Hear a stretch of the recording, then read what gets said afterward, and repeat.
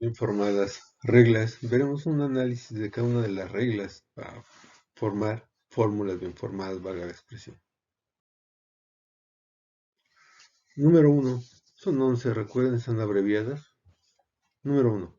Toda variable proposicional P, Q, R y S, o literal, es una fórmula bien formada, es decir, que cualquier letra o literal P, Q, R y S, etc., simboliza por sí misma una proposición atómica, es decir, sin una conectiva, de lenguaje natural.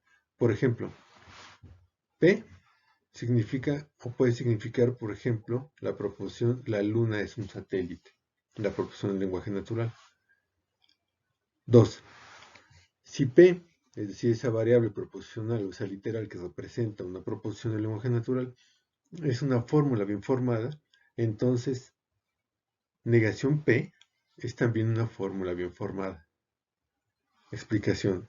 Esto es, si P, Q, R y S son fórmulas bien formadas, entonces colocándole una conectiva como la negación, además de hacerle una proposición molecular, la hace ser una fórmula bien formada. Recuerden, agregando una conectiva a una proposición, convertimos esa proposición atómica en una proposición molecular. Las moleculares son las que tienen una conectiva al menos, y las atómicas son las que carecen de cualquier conectiva. Por ejemplo, no P, que se leería en el lenguaje simbólico de la lógica, significa la luna no es un satélite. Es agregarle simplemente la negación antes del verbo. Regla número 3. Si P y Q son fórmulas bien formadas, entonces también lo son las secuencias P disyunción Q, P conjunción Q, P entonces Q y P si solo si Q. Es decir, si a cualquiera de dos proposiciones se unen por medio de una conectiva, estas proposiciones moleculares serán fórmulas bien formadas. Recuerden que hay 4 conectivas que unen la disyunción, la conjunción, condicional y bicondicional. La negación altera una proposición, pero no une a esa proposición con otra más. Ejemplo, P disyunción Q, que significa en lenguaje natural, la luna es un satélite o es de queso. Recuerden que en rojo está la conectiva en lenguaje natural. P conjunción Q, la luna es un satélite y es de queso. P entonces Q. Si la luna es un satélite, entonces es de queso. Recuerden que P aquí es el antecedente y Q es la consecuencia. Si la luna es un satélite, entonces es de queso. P bicondicional Q. La luna es un satélite, sí y solo sí es de queso. Así quedaría en lo que está el lenguaje natural. Regla 4. Una cadena de símbolos es una fórmula bien formada si y solo si se sigue de la aplicación de las 3 reglas anteriores. Regla 5. Una fórmula lógica está bien formada si y solo si existe una jerarquía claramente establecida entre sus operadores. Esto significa que debe poderse distinguir cuál es la conectiva principal. ¿Cuál es la principal o cómo determinamos cuál es la principal? Vamos a ver las reglas 6 y 7 para determinar eso. Número 6. Una fórmula bien formada tiene un nombre y este depende de su conectiva de mayor jerarquía. Es decir, puede ser conjunción, disyunción, condicional, bicondicional. La mayor o menor jerarquía de la conectiva está dada por los signos de agrupación dentro de esa serie. Para ello vamos a ver la regla 7. 7. La conectiva de mayor jerarquía es aquella que está libre o fuera de los signos de agrupación. Hay 3 signos. También en ese sentido tiene una jerarquía. El signo de menor jerarquía de agrupación son los paréntesis, seguido de los corchetes y por último las llaves. Primer ejemplo. En rojo es la conectiva principal. Tenemos la conjunción de P y Q, pero tenemos una negación afuera de los paréntesis. Recuerden que la conectiva mayor jerarquía es aquí que está libre fuera, o que está libre o que está fuera de los signos de agrupación. Aquí los signos de agrupación son paréntesis en el primer ejemplo. Lo que está dentro de los paréntesis es una conjunción de P y Q. Y fuera de los paréntesis está la negación. Eso hace que la negación sea más importante y de mayor jerarquía. Porque afecta a la conjunción completamente, no afecta solamente a P. o a Q. Afecta a la conjunción de ambas. Por eso está fuera de los paréntesis y es la mayor, de mayor jerarquía. Segundo, aquí tenemos una proposición más larga. Tenemos la primera proposición dentro de los paréntesis es una conjunción P y Q. Digamos un condicional. El antecedente es P en la conjunción de P y Q. La consecuencia o el consecuente es una disyunción de P o R. Pero ambas proposiciones están encerradas en paréntesis. La única conectiva que está fuera del paréntesis y que está uniendo estas dos proposiciones es el condicional, la herradura. Si está fuera del paréntesis es la más importante. Así que esta proposición, acuérdense muy bien, lo que dice la regla 6. Una fórmula bien formada tiene un nombre y este depende de su conectiva de mayor jerarquía. En el primer ejemplo tenemos una negación de P y Q. Por eso es una negación. En el segundo ejemplo tenemos un condicional de P y Q, condicional P disyunción R. O si quieren verlo, donde el antecedente es P y Q y el consecuente es P o R. Pero el condicional, en todo caso, la fórmula es un condicional. La conectividad principal es allá afuera de los signos de agrupación. Los signos de agrupación de menor jerarquía son los paréntesis, como lo dije, seguidos de los corchetes, por último de las llaves. Regla 8. Los signos de agrupación se usan cuando su omisión hace ambigua una fórmula. Por ejemplo, cuando aparece una serie con dos o más conectivas, donde no es posible decir cuál es la conectiva principal, porque ninguna está encerrada con los signos de agrupación más básicos, que son los paréntesis. O puede ser que estén encerradas con paréntesis, pero no hay forma de distinguir cuáles son. ¿Cuál es la conectividad principal dentro de todos sus paréntesis? Como es el ejemplo que tenemos aquí. En rojo están las conectividades principales.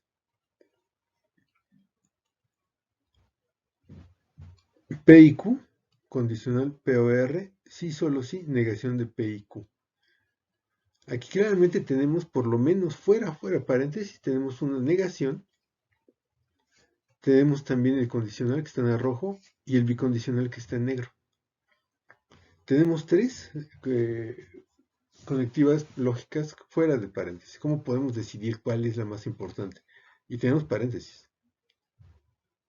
Aquí sabemos que, por ejemplo, las conectivas que están dentro de los paréntesis, por ejemplo, P y Q, P o R, y siguiente también P y Q, esas no son las más importantes porque están dentro de los paréntesis. Tienen que ser el condicional, la negación o el bicondicional. Seguimos. En este caso solo hay paréntesis, pero no es posible decir cuál es la conectividad principal porque hay tres fuera de paréntesis. Vamos a analizarlo. La conectividad principal es el bicondicional, el que está en negro, porque está allá fuera de los corchetes. Pero si se dan cuenta, colocamos corchetes.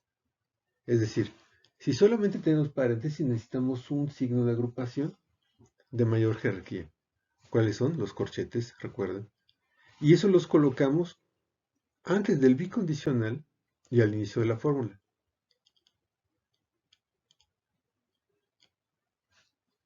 Y ya del otro lado, después del bicondicional, simplemente dejamos la negación de P y Q. Porque no estamos uniéndola con otra más. En ese sentido tenemos que utilizar corchetes después, pero aquí no hace falta. Solamente para separar una más grande proporción molecular de la que está negada después del bicondicional. Así que la conectividad principal aquí es el bicondicional porque se halla fuera de los corchetes. Recuerden, sabemos que hay una en el primer caso, que debe ser la más importante, que es la que está fuera de paréntesis, pero aquí no tenemos manera de determinar porque hay tres fuera de paréntesis. Ah, bueno, pero podemos poner corchetes. Y entonces si colocamos corchetes, la que quede fuera de corchetes y que una dos proposiciones, claramente es la más importante. ¿Cuál es? La negación no, porque esa solamente está negando el valor de P y Q, pero no está uniéndolo con otra más. Pero el bicondicional sí está uniendo esa negación y la proposición condicional que está dentro de los corchetes. En ese sentido, la más importante es la que está fuera de corchetes. porque la negación, nos recuerden, no une proposiciones. En este caso la negación no puede serlo porque solo afecta a una proposición. Desde luego, las llaves son las de mayor jerarquía porque nos permite separar y distinguir proposiciones más grandes. Un ejemplo con llaves. Es la misma proposición de arriba, si se dan cuenta, pero la encerramos toda con llaves. Y entonces ya no hay forma de definir cuál es la más importante porque no hay ninguna fuera de las llaves. Si no, tendremos que ver cuáles son las que están dentro de los corchetes o dentro de las llaves y dentro de corchetes, que es el bicondicional como vimos. Pues si ponemos llaves, eso quiere decir que hay algo fuera. Si no, no haría falta. Y aquí la negación que está en rojo. Aquí la negación está afectando al condicional completo, al bicondicional, perdón, completo. Es la única que está fuera de llaves y sería la más importante. Un ejemplo distinto, justo abajo. Colocamos las llaves igual, de la misma forma, pero quitamos la negación y agregamos mejor otra proposición molecular, que sería el condicional de R, entonces S. Toda la que está encerrada en llaves es una proposición bicondicional. ¿Por qué? Porque es la que está fuera de los corchetes, el bicondicional. Encerramos con llaves, ¿por qué? Porque viene a continuación, agregamos otra, que es un condicional R, entonces S, o R condicional S. Y para unir esas dos proposiciones, la que está entre llaves y ese condicional R, entonces S, ponemos un condicional, una herradura también. Y entonces se convierte la herradura en la más importante, porque está fuera de las llaves y fuera de los paréntesis y está uniendo esas dos proposiciones. Y entonces el condicional, que está en rojo. En ambos casos, la conectividad principal es la que está fuera de las llaves. En el primer caso, la negación porque la única fuera de las llaves, que agrupan una gran y sola fórmula. En el segundo caso es el condicional, la herradura en rojo, porque se halla fuera de corchetes y une la gran fórmula con el condicional R, entonces S. 9. La negación se escribe antes y no después de una fórmula. Muy importante. Dado que la negación no une, pero se afecta el valor de una proposición, la negación siempre se coloca antes de una proposición atómica o molecular. Podría estar simplemente negación de P, o en otro caso podría ser negación de R, o puede ser la negación de P y Q. Tenemos un ejemplo aquí, donde la conectividad principal es desde luego la que está fuera de corchetes, que es el bicondicional. Pero tenemos fuera de corchetes justamente una negación y también tenemos fuera de los paréntesis después del bicondicional una negación afectando la conjunción de P y Q. Pero siempre la negación estaba, recuerden muy bien, no une pero afecta el valor de la proposición y siempre se coloca antes de una proposición atómica o molecular.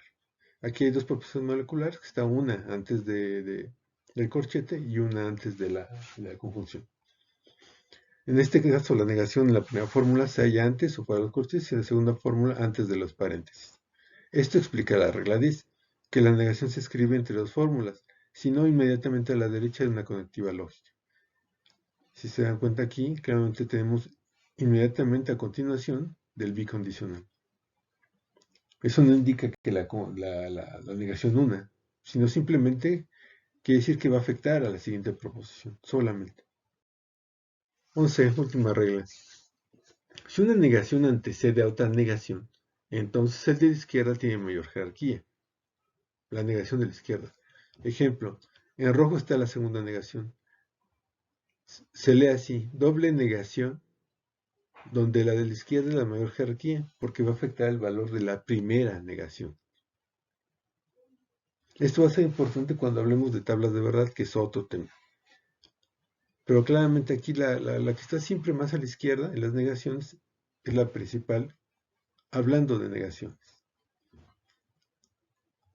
Ahora juguemos a identificar la jerarquía de las conectivas dentro de una proposición, un ejercicio. Señalemos en rojo en orden ascendente, donde el número menor es la conectividad de menor jerarquía y el número mayor, por supuesto, la conectividad de mayor jerarquía. Son los mismos ejemplos de hace un momento. Tenemos una negación fuera de un corchete. Dentro del corchete, la conectividad principal dentro de los corchetes es el condicional porque está fuera de los paréntesis y dentro de corchetes. Fuera de los corchetes está el bicondicional. Y después del bicondicional hay una negación que está afectando una conjunción de P y Q.